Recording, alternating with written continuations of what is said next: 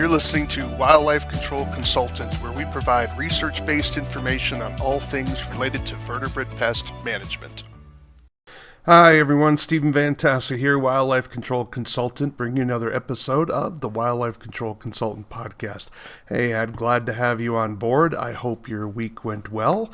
I have finished through the Rodent Academy that I was involved in, so I'm very grateful for that, and a shout out to various speakers that were with us that particular day. It looked like we had a pretty good time, pretty good training. Of course, always something that can be improved, and we'll work at that, of course, in the future. But nevertheless, that was my day job. We're here with my side business here. So anyways, if you're wondering what the Wildlife Control Consultant podcast is all about, well, we're all about training people in the areas of vertebrate pest management using scientific information. So we try to get into the technical, arcane at times information on wildlife control. Why? Because if you're doing what all the other competing businesses are doing, how are you going to have a competitive advantage? So we're trying to improve your technical skill and knowledge to a new level. So we will talk occasionally about control methods here or there,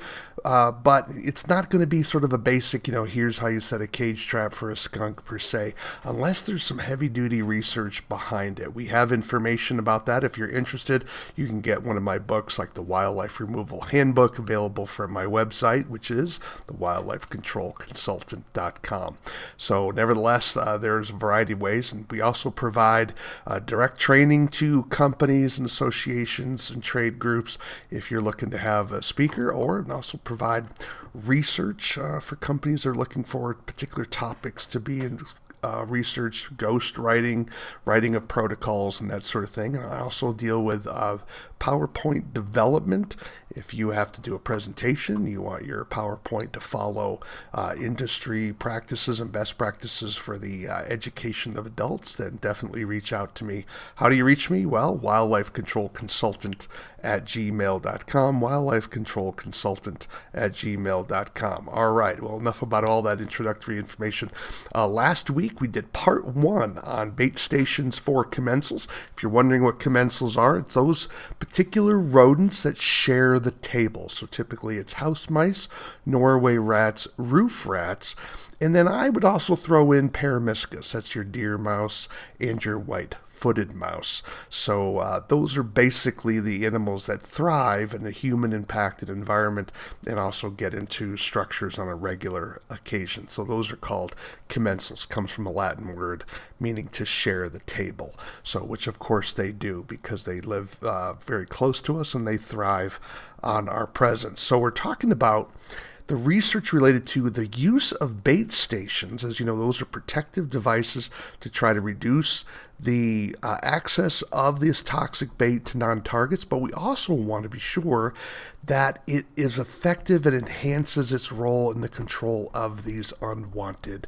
pests, right? So we have to balance safety and efficacy. So if you ever wondered, are there principles involved that help us use these bait stations more effectively? And that's what this series is all about.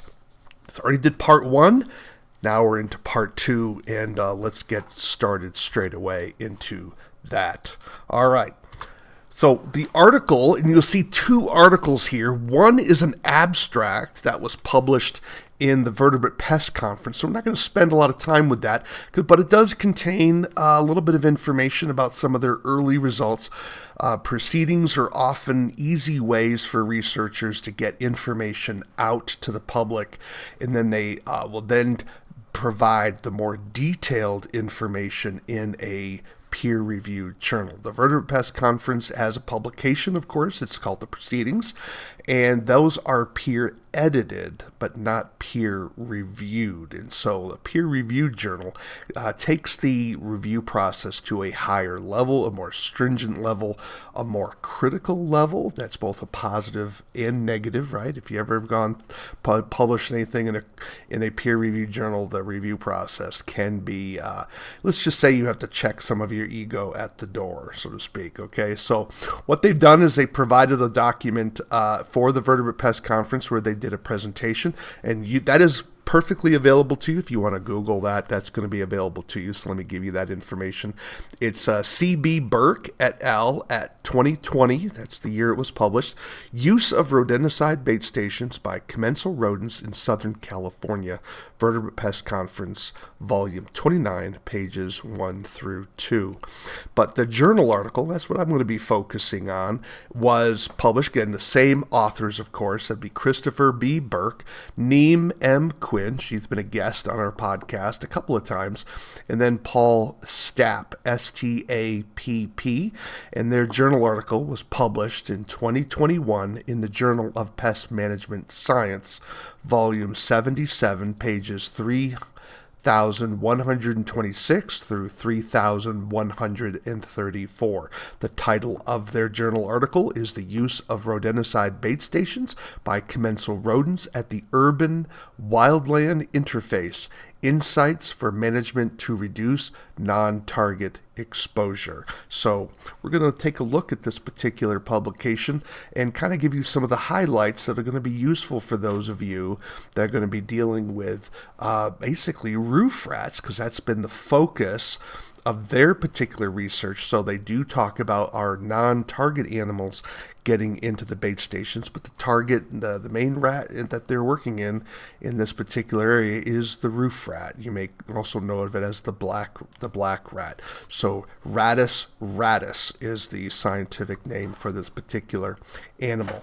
So the study parameters that they used is they were doing their work in Orange County, California, and they basically found 90 backyards. Each yard was a mile, about a mile away from every other backyard, because you don't want to have conflicting aspects of the study, right? You don't want to have your work done in one yard impacting the rodent activity in another yard. So certainly a mile would prevent that. And what they did was they put 2 bait stations at each yard. One bait station was going to be on the ground, and the other bait station was going to be in an elevated position, anywhere from 3 to 4 feet off the ground. Now, those bait stations, say, well, what brand of bait stations are they using? Well, they were using the Bell Protecta Evo ambush bait station. So Bell Labs, of course, is a big dog in the area of commensal rodent control, and that's the bait station that they were using, the Bell Protecta Evo ambush bait stations. And so in the particular yard that they placed the bait stations were about 13 meters apart. So you're looking at probably around somewhere around 14 yards or so, maybe a little bit less. And then the bait that they used was the Bell Labs again, Detex blocks. So it's non-toxic blocks, because they didn't want any poisoning to interfere with any activity of the rodents, because when rodents are being poisoned, their behavior changes, and so they didn't want to screw around with that. And then they also had Lumitrec in the bait as well. That's to allow you to use a UV flashlight and to see any of the droppings that would be going around. But they used Bell Detex blocks with Lumitrec, and then they used trail cameras to monitor the activity around these particular bait stations. And those bait stations were left about 30 days. So a lot of work, okay, here. And then, of course, 2 sessions were done to test validity. So there would be like session 1, and then there'd be a break, and then they would do a session 2. So we'll talk a little bit more about that in the next slide. So in terms of session 1, they tested 72 backyards. So it's yards there. It's not yards in terms of distance. It's backyards. And what they're doing is they're like, okay, they're trying to get certain metrics when they place these bait stations with the cameras. They're like, how long did it take the rats to figure out there was a bait station there? And then they wanted to ask, okay, the rat knows that the bait station is there. How long did it take the rat to enter the bait station? And then how many hours of activity of rats were there at the property, and how many entries did the rats give per night? In other words, how many times did they enter the bait station per night? And so In this session 1, on the ground-placed bait stations, it only took about 7.5 days for the rats to discover the bait stations on the ground, but it took almost 10 days for them to be comfortable enough to enter. Now, you'll see the numbers in parentheses. It tells you the number of yards where that data was coming from. So even though 72 yards were being researched, only 59 yards had the presence of roof rats. And on the days to entry, only 35 of the bait stations on the ground were entered by the roof rats. In terms of hours of activity, of course, you have 1.4, and that would be 59 yards. Of course, those were the yards that had roof rats in. And then how many entries per night? You had 5.6.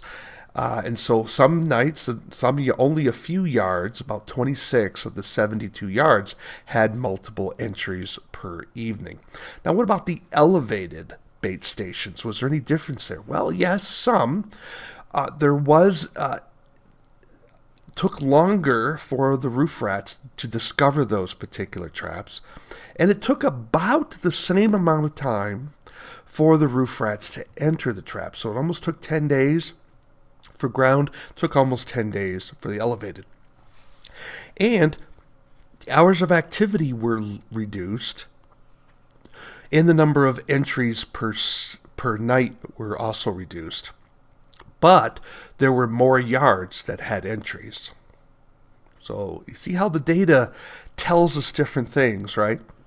So while they had while rats on the ground entered the bait stations more frequently, more rats from more yards entered the traps, the bait stations, multiple times. So this is where you have to kind of tease out the data, because sometimes what you lose in one area, like number of entries, you gain in terms of penetration of control in a particular area. So it's something to think about. Now, what about session 2, for instance? So session 2, they only did 47 yards. And there they found that it took 9.3 days for the rats to discover the traps, and that was only 40 yards. And then on the elevated traps, it took 8.3 days. So it actually took less time during the second session. Now, the days to entry for the ground bait stations, it took almost 12 days for the rats on the ground to enter, but only 11 days for the rats to enter the elevated bait stations. So they actually entered faster with the elevated bait stations. So hours of activity were approximately the same for the ground and elevated. And for the entries per night, the elevated bait stations received more entries per night in terms of the number of yards, but fewer per evening compared to those on the ground. So rather interesting information that's gleaned here, and nothing that's really can be considered to be a smoking gun in terms of helping us with efficacy on bait stations for roof rats. However, so let's summarize some of that information next. So in terms of the black rat, again, that's the roof rat, okay? Rattus. They only occurred at 80% of the tested sites. So that's why you never had all of the tested sites having activity, because the rats didn't occur, or at least they weren't seen with the trail cameras at each of those particular sites. And the hours of activity ranged anywhere from 0 hours, of course, where there were no rats, you can't have any activity, to 9.5 hours a night, which is, of course, an incredible amount of activity. And what was interesting is that there was no difference, no statistical difference. Okay, that's an important concept. Statistical difference means that nothing could be considered other than what would be just random differences, right? You have to have a certain amount of differences in order for it to overcome just random occurrence. And so that's what they mean by that no difference. They mean no statistical difference. in the time of discovery between the ground and elevated bait stations. So that's an important fact for those of you that have to struggle with roof rats. Of course, it's a minority in the United States, but other countries certainly have a lot more roof rats than we do in terms of the percentage in the country. But we do have roof rats, and they can be quite troublesome for people, especially those along the southern coast and in some of our inland cities like Phoenix, for example. But it means that should you put bait station on the ground or in the or raised, well, as far as efficacy of them entering it, it really doesn't matter. But there's other reasons why you might want to elevate those bait stations. So let's take a look at some of the characteristics of some of these yards. And so this is Table 2, black rat activity in Session 1. In Session 1, it was somewhere around 72, but here they have n equals 90, so it's actually a sort of a summary of all the yards here, okay? And what they found was that they have various characteristics of these particular yards. And so you may see here on the left yards with what's called permeable barriers. And what they mean by that is that either the yard had no fence around it whatsoever, or the fence was of such a nature, it was like a chain link fence that a rat could easily navigate through. That is compared to a solid wall fence or a solid wood fence. That would be considered an impermeable barrier. And then they calculated how many of these yards had access to water. As you well know, rats require access to water. Now, roof rats will get a lot of their water from fruit, to be sure, but rats like to have access to free water.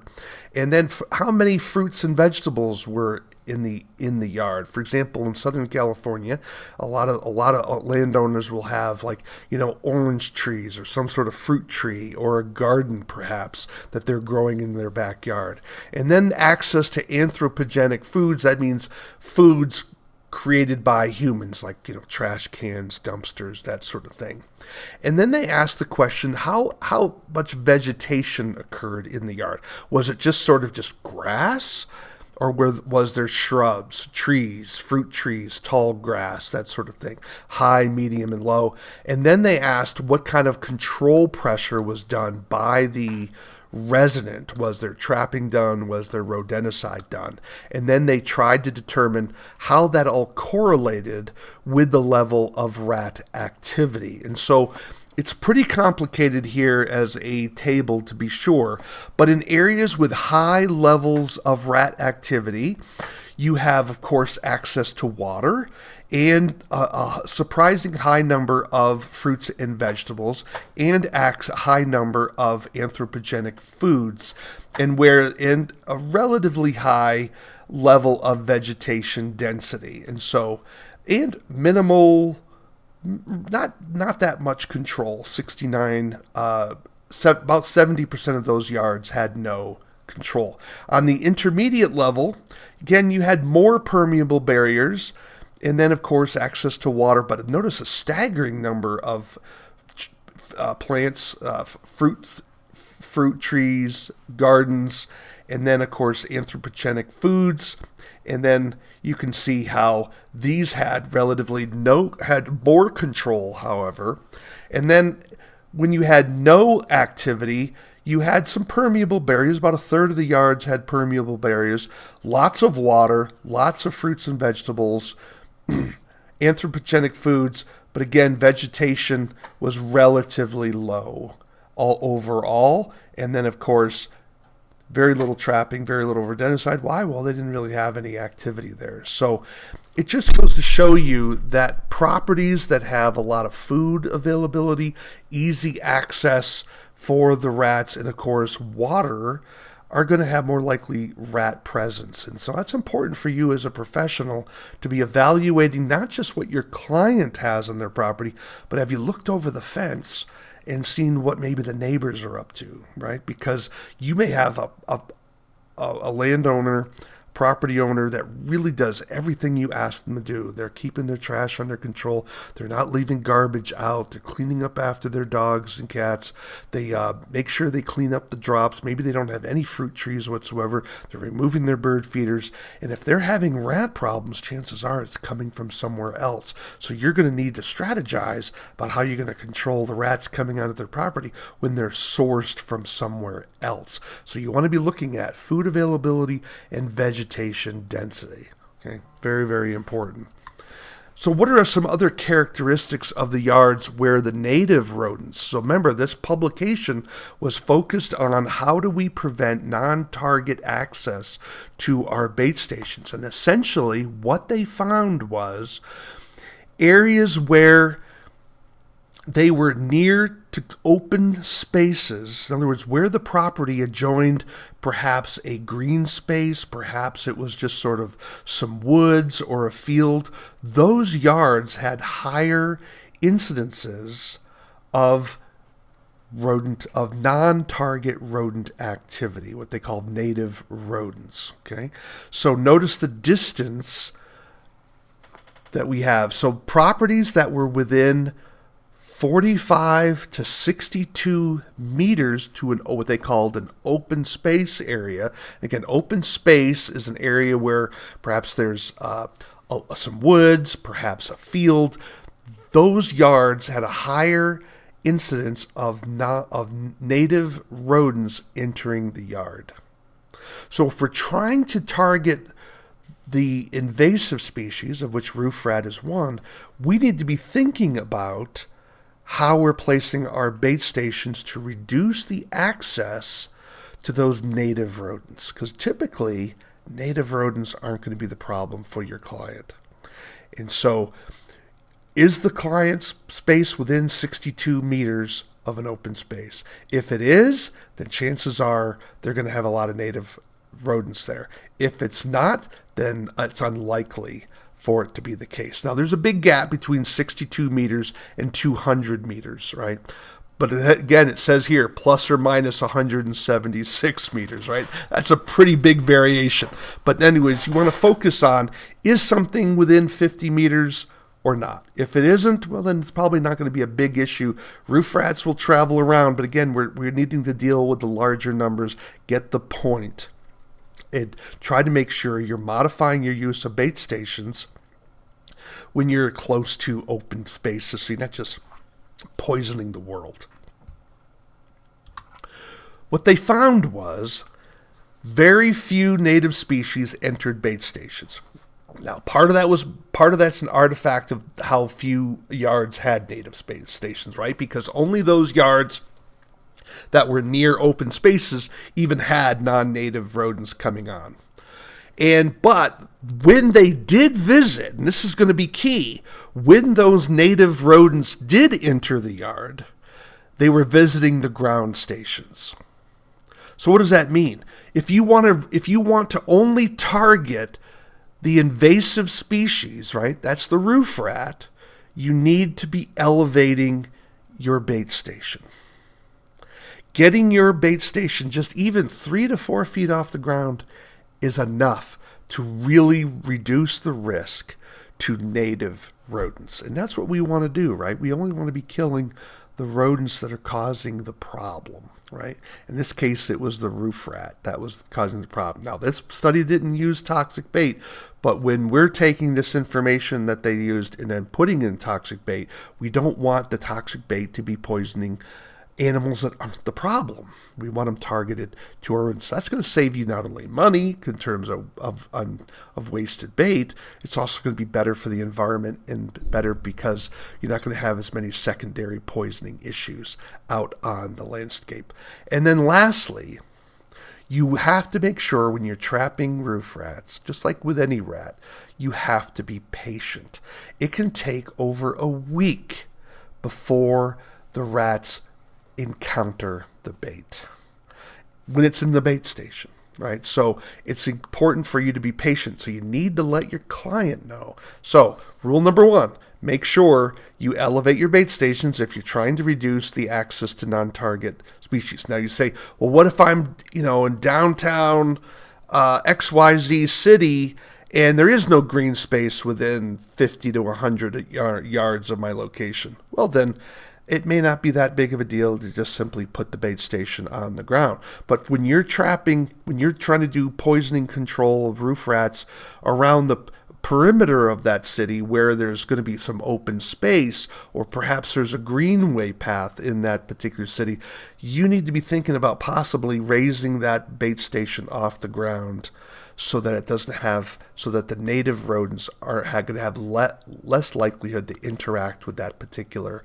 bait station, right? So maybe a little bit more work on the inspection side, perhaps Google Earth the area to find out where those green spaces is, and then determine, are they close enough to be a concern? And if they are, make sure you elevate those bait stations. And then make sure your client understands that the rat problem is not going to be eliminated overnight. Doesn't matter what kind of bait you're using. You could be using brodifacoum, for example, and it's still going to take you 7 to 8 days. Why? Because the rats have to feel comfortable with this new object in their environment before they interact with it. So at least a week before they begin to enter those bait stations, whether they're raised or whether they're on the ground. Well, I hope you found that helpful. It's important for us as pest professionals and wildlife control operators to be sure that we are raising the standards of our work so that we're reducing the likelihood of poisoning non-target animals, and we're reducing the risk of secondary poisoning, and that we're targeting the quote-unquote guilty animal. So in this case, we're dealing with roof rats. I know that very few people are going to be out there dealing with roof rats, but we'll have information on Norways and other animals too in our next episode of bait stations for commensals. So thanks all for your listening, and if you hope you ring the bell and of course subscribe to the channel. If you have questions, comments, yes, even criticisms, I hope you reach out to me at wildlifecontrolconsultant@gmail.com. Perhaps you even have suggestions for a future show. Would love to hear from you. You can reach me again at wildlifecontrolconsultant@gmail.com. And if you're interested in being a guest on our show, we love having guests on our show. You can certainly listen to my podcast on being a guest on the show. It came out around May or June. I just do a little search there in my channel, and it'll come up for you. Listen to that and give you what we're looking for, what we need, because a lot of times people have questions and they're afraid to be on the show for whatever reason, but it answer the vast majority of the questions that I seem to have encountered on this particular issue. All right, well, that's it for this week. Be careful out there. Take care. This is the disclaimer for Wildlife Control Consultant Podcast. Vertebrate pest control is an inherently dangerous activity involving risk of bodily injury to you, others, and/or property. Vertebrate pest control also involves legal issues, so be sure to always follow national, state, provincial, and local laws when using pesticides and/or other control methods when controlling pests. Wildlife Control Consultant LLC, Stephen M. Vantassel, or their affiliates are not responsible for your use of the information provided here. Always consult a qualified and appropriate professional before employing the information provided here.